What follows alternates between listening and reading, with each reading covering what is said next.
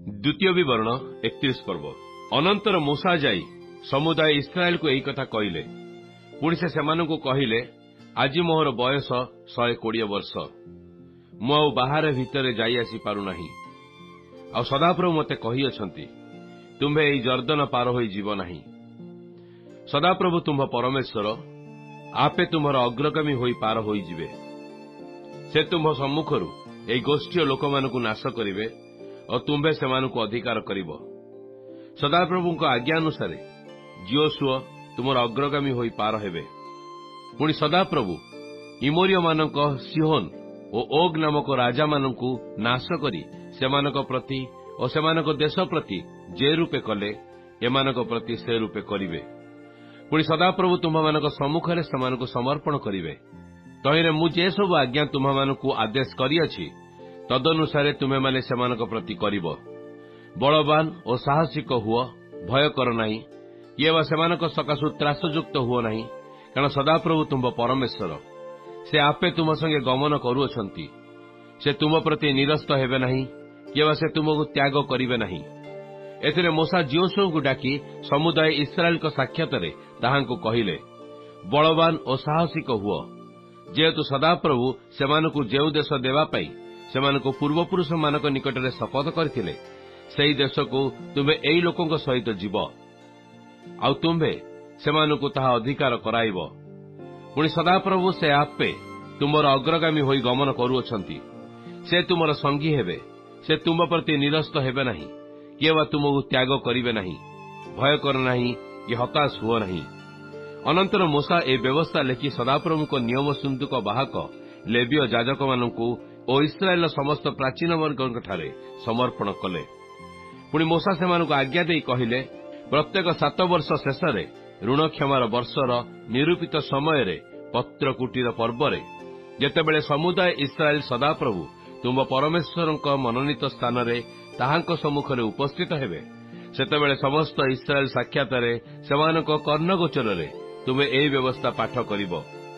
पुणी सेमाने जेपरि ताहा शुणी शिक्षा पांती और सदाप्रभु तुममानक परमेश्वरଙ୍କୁ भय करी ए व्यवस्थार समस्त कथा पाळिबाकू मनोयोगी हुअंती, एथिपई तुमे माने पुरुष और स्त्री, बालक और आपणा नगर द्वारवर्ती विदेशी समस्त लोकंकु समाजरे एकत्र करिवो।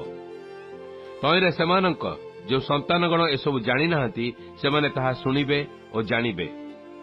जेउ देश अधिकार करिबाकू तुमे माने जर्दन पार होई जाउअछ, सेई देशरे जेते काल प्राण धारण करिवो सेते काल सेमाने सदाप्रभु तुममानक परमेश्वर को भय करिबाकू शिक्षा करिवे। अनंतर सदाप्रभु मूसांकु कहिले, देख तुम्भ मरण दिन आसी पहुंचलाणी, जियोशुआ को डाक। पुणी दुहे समागम तंबुरे ठिया हुओ, आंबे ताहाको आज्ञा देबा। तहिरे मूसा और जियोशुआ जाई समागम तंबुरे ठिया हेले।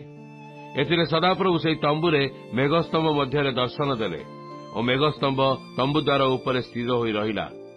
सेतेबेले सदाप्रभु मूसाको कहिले, देख तुमे आपणा पितृ लोकमानकर सहित शयन करिवो, तहि उतारे एई लोकमाने उठिबे। पुणी जेउ देशरे प्रवेश करिबाकू जाउछंती सेई स्थानर विदेशीय देवतागणर अनुगामी होई व्यभिचार करिवे और आंबकू त्याग करिवे और आंबे सेमानक सहित जेउ नियम करिअछु ताहा लंघन करिवे। से समय सेमानकू प्रतिकूल आमर क्रोध प्रज्वलित हेबो, तेणु आंबे सेमानकू त्याग करिबा और आंबे सेमानक ठारू आपणा मुख ढांकिबा। तहिरे सेमाने ग्रासित हेबे और सेमानक प्रति अनेक अमंगल और क्लेश घटिबो। तो से समय सेमाने कहिबे, आम्भमानकर परमेश्वर आम्भमानक मध्यरे नथिबारु कि एसबु अमंगल आम्भमानकू घटु नाही। मात्र सेमाने अन्य देवतागण प्रति फेरी जे कुकर्म करिवे तई निमंते से समय आम्भे अवश्य सेमानक ठारू आपणा मुख ढांकिबा। एणु एबे तुम्हे माने आपण मानक पई एई गीत लेख और तुम्हे इस्राएल संतानगण को ताहा शिखाओ। एई गीत जेपरि इस्राएल संतानगणर प्रतिकूल रे आंभर साक्षी हेबो, एथिपई ताहा सेमानकू मुखस्थ कराओ। कारण आंभे जेउ देश विषय सेमानक पूर्वपुरुषगण निकटरे शपथ करिअछु से दुग्ध मधु प्रवाही देश को सेमानकू नेईगला उतारे। जेतेबेले सेमाने भोजन करी तृप्त और हृष्टपुष्ट हेबे सेतेबेले सेमाने अन्य देवता मानक प्रति फेरी सेमानक सेवा करिवे और आम्भमानकू अग्राह्य करी आम्भ नियम लंघन करिवे। ତହିଁରେ ଯେତେବେଳେ ସେମାନଙ୍କ ପ୍ରତି ଅନେକ ଅମଙ୍ଗଳ ଓ କ୍ଲେଶ ଘଟିବ, ସେତେବେଳେ ଏହି ଗୀତ ସାକ୍ଷୀ ସ୍ୱରୂପ ହୋଇ ସେମାନଙ୍କ ସମ୍ମୁଖରେ ସାକ୍ଷ୍ୟ ଦେବ। ଯେହେତୁ ସେମାନଙ୍କ ବଂଶର ମୁଖରୁ ଏହି ଗୀତ ବିସ୍ମୃତ ହେବ ନାହିଁ। ଆମେ ଯେଉଁ ଦେଶ ବିଷୟରେ ଶପଥ କରିଅଛୁ, ସେହି ଦେଶକୁ ସେମାନଙ୍କୁ ଆଣିବା ପୂର୍ବେ ଏବେ ହିଁ ସେମାନଙ୍କର ଯେଉଁ କଳ୍ପନା କରୁଅଛନ୍ତି, ତାହା ଆମେ ଜାଣୁ। ଏଣୁ ମୋଶା ସେହିଦିନ ଏହି ଗୀତ ଲେଖି ଇସ୍ରାଏଲ ସନ୍ତାନଗଣକୁ ଶିଖାଇଲେ। ପୁଣି ସେ ନୁନର ପୁତ୍ର ଯୋଶୁଆକୁ ଆଜ୍ଞା ଦେଇ କହିଲେ, ବଳବାନ ଓ ସାହସିକ ହୁଅ, କାରଣ ଆମ୍ଭେ ଇସ୍ରାଏଲ ସନ୍ତାନଗଣକୁ ଯେଉଁ ଦେଶ ବିଷୟରେ ଶପଥ କରିଅଛୁ, ସେହି ଦେଶକୁ ତୁମ୍ଭେ ସେମାନଙ୍କୁ ନେଇଯିବ, ଆଉ ଆମ୍ଭେ ତୁମର ସଙ୍ଗୀ ହେବା। ଅନନ୍ତର ମୋଶା ସମାପ୍ତି ପର୍ଯ୍ୟନ୍ତ ଏହି ବ୍ୟବସ୍ଥାର ସକଳ ବାକ୍ୟ ପୁସ୍ତକରେ ଲେଖିସାରିବା ଉତ୍ତାରେ ମୋଶା ସଦାପ୍ରଭୁଙ୍କ ନିୟମ ସିନ୍ଦୁକ ବାହକ ଲେବୀୟମାନଙ୍କୁ ଆଜ୍ଞା ଦେଇ କହିଲେ, ତୁମେମାନେ ଏହି ବ୍ୟବସ୍ଥା ପୁସ୍ତକ ନେଇ ସଦାପ୍ରଭୁ ତୁମମାନଙ୍କର ପରମେଶ୍ୱରଙ୍କର ନିୟମ ସିନ୍ଦୁକ ପାଖରେ ରଖ। ସେ ସେହି ସ୍ଥାନରେ ତୁମମାନଙ୍କ ପ୍ରତିକୂଳରେ ସାକ୍ଷୀ ସ୍ୱରୂପ ହୋଇ ରହିବ। ଯେହେତୁ ମୁଁ ତୁମ୍ଭର ବିଦ୍ରୋହିତା ଓ ଶକ୍ତଗ୍ରୀବତା ଜାଣେ, ଦେଖ, ଆଜି ମୁଁ ତୁମମାନଙ୍କ ମଧ୍ୟରେ ବଞ୍ଚି ଥାଉ ଥାଉ ତ ତୁମେମାନେ ସଦାପ୍ରଭୁଙ୍କ ବିଦ୍ରୋହୀ ହେଉଅଛ। ପୁଣି ମୋ ମରଣ ଉତ୍ତାରେ ଆଉ କେତେ ଅଧିକ ନ ହେବ? ତୁମେମାନେ ଆପଣା ଆପଣା ବଂଶର ପ୍ରାଚୀନ ବର୍ଗଙ୍କୁ ଓ ଅଧ୍ୟକ୍ଷମାନଙ୍କୁ ମୋ ନିକଟରେ ଏକତ୍ର କର। ମୁଁ ସେମାନଙ୍କ କର୍ଣ୍ଣଗୋଚରରେ ଏହିସବୁ କଥା କହି ସେମାନଙ୍କ ପ୍ରତିକୂଳରେ ସ୍ୱର୍ଗ ଓ ମର୍ତ୍ତ୍ୟକୁ ସାକ୍ଷୀ କରିବି। ଯେହେତୁ ମୋର ମରଣ ଉତ୍ତାରେ ତୁମେମାନେ ନିତ୍ୟାନ୍ତ ଭ୍ରଷ୍ଟ ହୋଇ ମୋର ଆଜ୍ଞା ପଥରୁ ବିମୁଖ ହେବ, ଏହା ମୁଁ ଜାଣେ।